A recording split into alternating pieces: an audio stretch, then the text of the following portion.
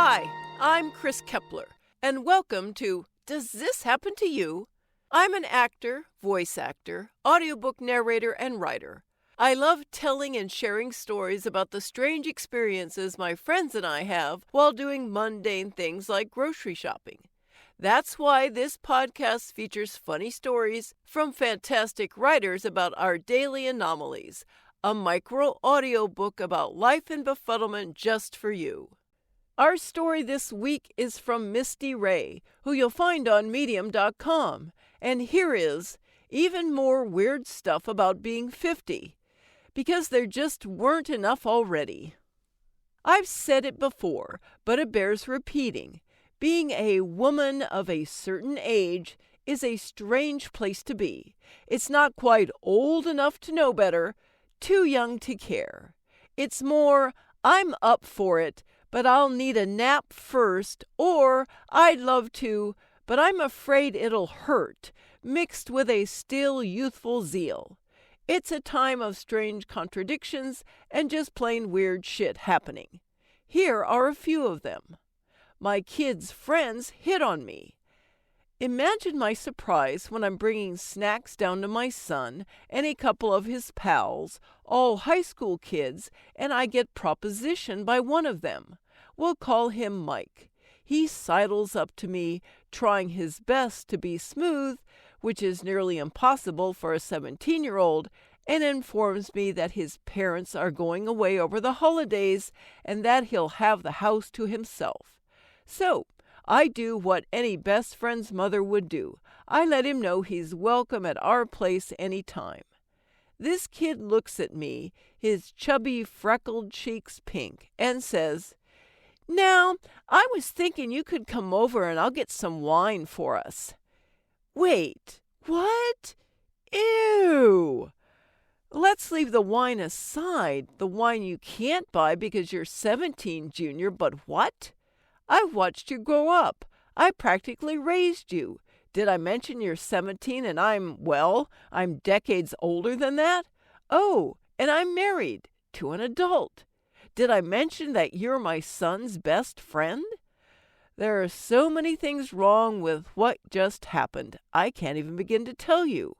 Oh, and turn around and have a look at my poor son, who's trying to melt into the floor from sheer embarrassment. Apparently, with age, I became the hot mom. I wasn't the hot friend.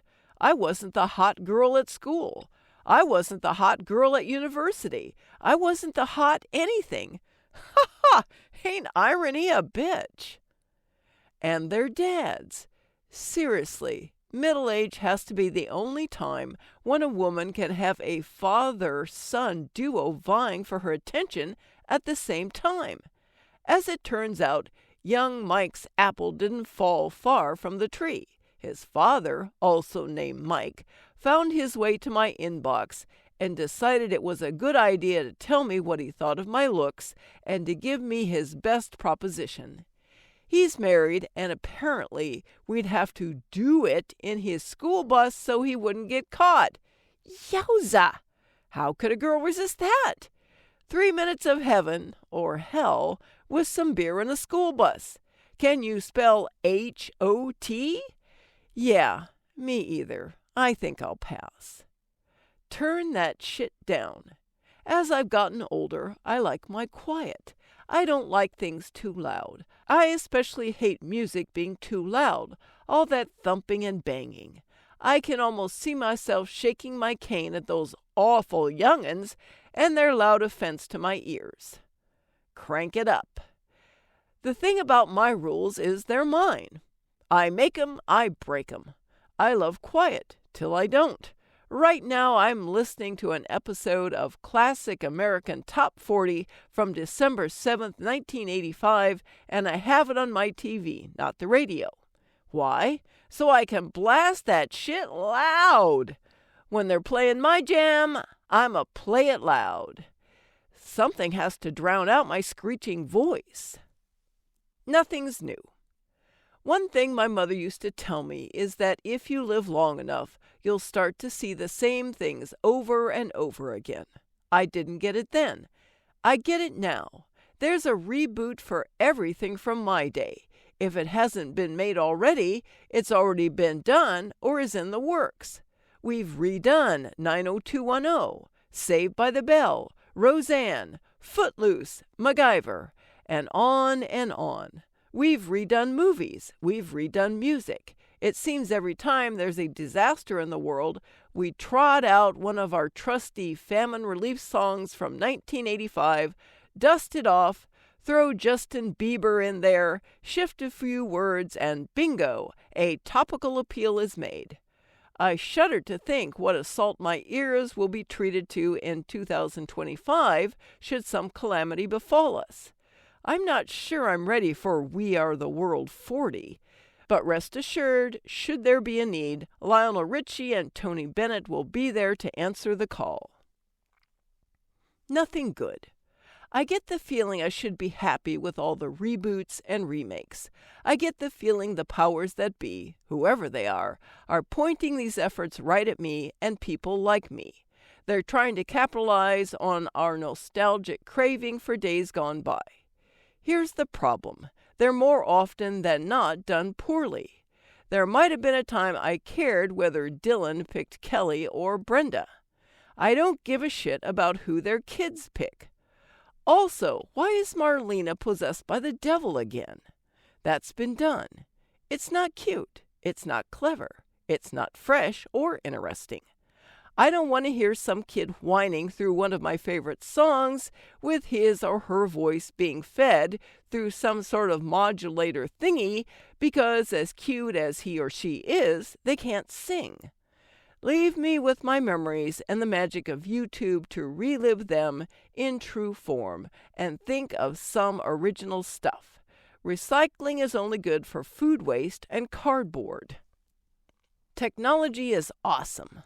I grew up in a time when we got our own information from encyclopedias, not Wikipedia. Yeah, we had to look stuff up in big books. There was no such thing as the internet.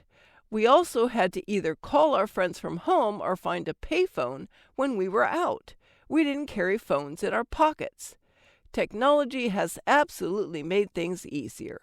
Everything from writing to education and keeping in touch is as simple as logging on or turning on your phone. Don't bug me.